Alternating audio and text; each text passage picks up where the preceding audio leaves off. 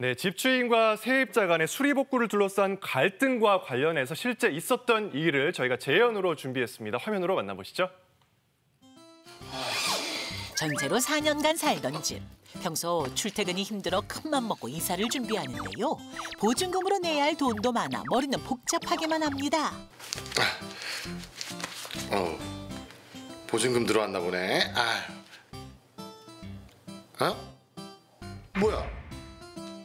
왜 이것밖에 안 들어왔어? 1억 6천만 원의 보증금 중 1천만 원이 제외된 1억 5천만 원만 입금됐는데요. 예. 저 오늘 이사 나간 전 세입자거든요. 근데 좀 보증금이 잘못 들어온 것 같더라고요. 뭔가 착오가 있은 게 아닌가 해가지고 연락드렸습니다. 사고라뇨. 난 제대로 보낸 거 맞는데. 아니 저기 원래 제 보증금이 1억 6천만 원이었거든요. 근데 1억 5천만 원만 들어왔더라고요. 아니 그거. 난 또 뭐라고. 집 내놨다길래 내가 집에 가보니까 벽지도 훼손됐고 아트 타일도 훼손됐길래 원상복구 비용으로 그 정도는 내야지. 법적으로는 아무 문제 없기에 원상복구 비용을 받는다는 집주인. 저기요. 저희 집이 꼭대기층이라서 누수 현상 때문에 벽지는 그렇게 훼손된 거 제가 일부러 그런 것도 아니에요. 그리고 아트 타일 해봤자 꼴랑 2장 깨졌는데 그걸 1천만 원을 받아요? 1천만 원의 원상복구 비용이 당황스러운 세입자. 아니 벽지랑 타일 조금 훼손됐다고 1천만 원씩 받아가는 거 너무한 거 아니에요? 원상복구 비용으로 그 정도는 받아야 되는 거 아니에요? 집을 사용하면서 훼손된 부분 얼마나 어디까지 배상해야 하는 걸까요? 어렵죠. 두 분은 어떻게 보셨어요? 제가 오늘은 이제 집주인 역할이기 때문에 근데 이게 원상복구가 이게 조항 자체가 있지 않습니까? 그래서 나갈 때는 이게 망가뜨린 부분만큼은 저는 보상을 해줘야 된다라는 입장입니다. 망가뜨리면 당연히 보상을 해줘야죠, 집주인에게. 그런데요, 아까 들으셨잖아요. 꼭대기층이고 그리고 집도 낡았고 그래서 어쩔 수 없이 누수가 된 거. 그래서 이제 그 벽이 그렇게 된 건데 그거 가지고 1천만 원을 떼가고 이거는 아니라고 봐요. 좀 과한 처사입니다. 이게 참 예민한 주제인데 이사 나갈 때 혹은 살면서 발생한 하자에 대한 수리복구 비용 이거 청구 어떻게 하면 될까요?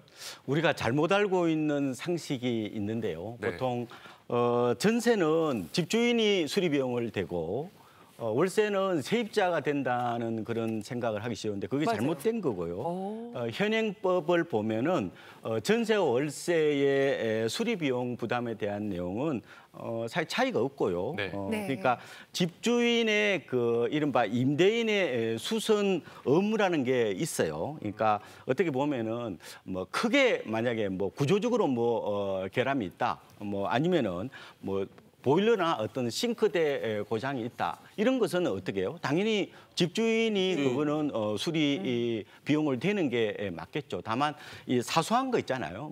그런 거 이런 거는 세입자가 그거는 수리해서 어떻게 보면 쓰는 게 맞는 것 같고. 사소한 거라면 형광등 교체 이런 거. 예, 그런 거죠. 전등 교체 같은 경우는 아마 대부분이 아마 세입자가 할 거로 보이고요. 그런데 어쨌든 사소한 수선 부분에 대해서는 어차피 사는 세입자가 좀 해결하는 게 좀 합리적이지 않느냐. 그러니까 어떻게 보면은 법도 상식이거든요. 그러니까 그렇게 좀 보시면 될 것 같습니다. 네. 이하린 변호사님이 좀 더 와닿게 쉽게 좀 설명 좀 해주실 수 있을까요? 그래서 몇 가지 퀴즈를 준비해봤습니다. 한번 맞춰보실까요? 첫 번째는 형광등이 깜빡깜빡해요. 자, 이럴 때. 이런 거는 세입자가 갈아야 된다고 봅니다.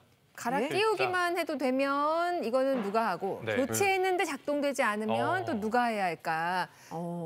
근데 형광등 같은 경우는요, 이사하자마자 이게 오류가 날 수도 잘못 고장 나 있을 수도 있어요. 그런 경우에는 세입자가 들어오자마자 이거 가는 거 좀 억울하잖아요. 맞아요. 집주인이 갈아 주셔야죠. 네, 맞습니다. 상황에 따라서 다른데요. 그냥 전구 알만 바꾸면 되는 정도면 임차인이 하셔야 될 거고요. 근데 이게 전기공사가 필요할 정도의 내용이다. 그러면 집주인이 하셔야겠죠. 자, 그리고 두 번째, 벽지 도배 한번 볼까요? 벽지 도배 같은 경우죠. 자연스러운 마모가 일어났을 정도다. 그러면 당연히 임대인이 나중에 하셔야 되고, 근데 임차인이 키우고 있던 강아지가 벽지를 훼손했다. 그러면 세입자가 해결을 하셔야겠죠. 복구를 하는 거죠, 이거는. 네. 네. 그리고 세 번째는 타일인데요. 타일도 마찬가지로 임차인이 부주의로 깨뜨렸으면 임차인이 수리를 해야 될 거고, 시간이 지나서 자연스럽게 마모된 거면 집주인이 해야 됩니다.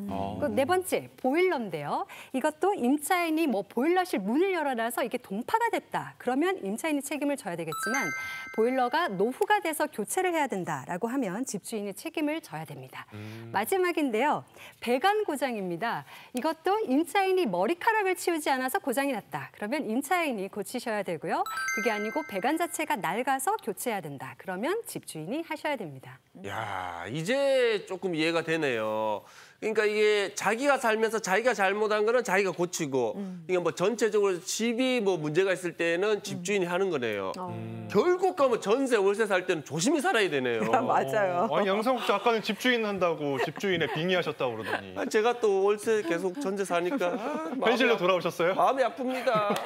근데 저는 쭉 이렇게 전세를 살아오고 있는데 좀 이게 좀 헷갈리는 게 있어요. 그 곰팡이 부분이요. 아니 이게 집이 원래 좀 하자가 있어서 곰팡이가 잘 생길 수밖에 없는 환경인데 집주인들은 꼭 그러잖아요. 환기를 뭐 제대로 안 시켜서 이렇게 된 거라는 둥, 사용을 어떻게 했냐는 둥, 이렇게 해서 세입자 탓으로 몰아가는데 이럴 경우는 어떻게 해야 되나요? 네, 맞습니다. 이거 곰팡이 문제는 결국 누수 문제인데요. 누수의 원인이 어디에 있느냐에 따라서 다르겠죠. 만약에 임차인이 싱크대를 다시 뭐 리모델링 공사를 하는 중에 이런 누수가 발생했다? 그러면 당연히 임차인 책임일 건데, 그게 아니고 집 자체 배관이 굉장히 뭐 노후됐다라든지 집 자체의 문제로 누수가 발생해서 그게 곰팡이로 연결됐다고 하면 집주인이 수리를 해줘야겠죠. 네. 곰팡이 관련해서 궁금한 거 너무 많은데 제가 겪어가지고 베란다 곰팡이가 이렇게 있는 경우에 집 보러 다니는데 곰팡이 많더라고요. 그래서 이거 복구 좀 해주고 이제 들어가고 싶었는데 또 집주인은 안 해준다고 그냥 사르라고 그러고 이런 사소한 분쟁들도 좀 있더라고요. 그렇죠. 네. 근데 외벽 많아요. 같은 경우는 네. 이제 건물 전체 소유자들의 책임일 수가 있어서 저희는 이제 소송을 할 때 원인을 밝히는 건 소송 과정에서 할 거고 네. 피고를 최대한 많이 잡고 소송을 넣기도 합니다. 이런 누수 소송은요. 그거 어렵네요. 그 원상복구 조항이 일단은 이제 전월세 계약할 때 계약서에 있긴 하거든요. 근데 네. 원상복구가 어느 정도이냐, 정말 이사 올 때랑 똑같아야 하는 건지 사진 찍어놓고 조금 바뀐 정도는 괜찮은지 이것도 궁금해요. 네, 일단 집도 어떤 사람과 마찬가지로 나이가 좀 들어갑니다. 어떻게 이제 처음과 똑같을 수가 있겠습니까? 그래서 어떤 법원 판례에 따르면 어떤 자연적인 어떤 마모, 어떤 세월이 흘러감으로 인해서 자연이 발생할 수밖에 없는 이런 부분들은 그런 것까지 임차인이 처음과 똑같이 원상 회복해줄 의무는 없다. 이렇게 판시를 하고 있습니다.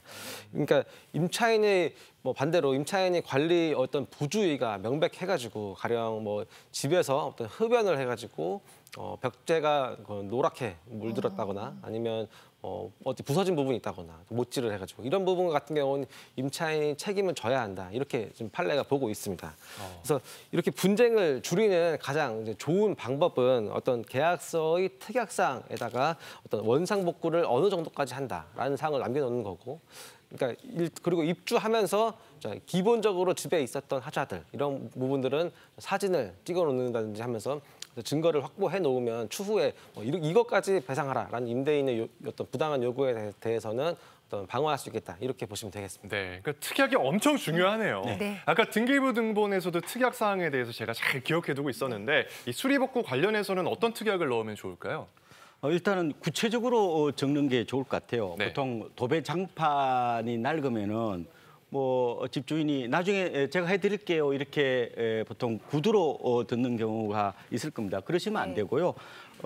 특약상에 가령 뭐 입주 시에 집주인이 싱크대와 도배 장판은 새로 시공해 주기로 한다. 이렇게 아예 명기를 하시는 게 좋을 것 같고요. 그리고 금액 부분도 좀 헷갈릴 수 있는 거예요. 네. 가령 뭐 10만 원이 넘어가면은 세입자가 부담한다. 아니면 넘어가면은 집주인이 부담한다 식으로 이게 명기를 해놔야 나중에 갈등 요소가 없는데요. 왜 이런 말씀을 드리냐면은 아까 제가 임대인의 수선 의무 말씀을 드렸는데 이거는 강행 규정이 아니라 임의 규정입니다. 임의 규정은 법 조문에 적혀 있는 내용에 따라 하는 게 아니고 임대인과 세입자 간에 서로 계약에 따라서 진행하는 게 우선이라는 겁니다. 그러니까 당연히 그 특약이 있으면은 다른 것보다 먼저 이게 적용을 받으니까 반드시 좀 갈등이 생기지 않게끔 꼼꼼하게 미리 좀 협의해서 기재하는 게 좋을 것 같습니다. 네.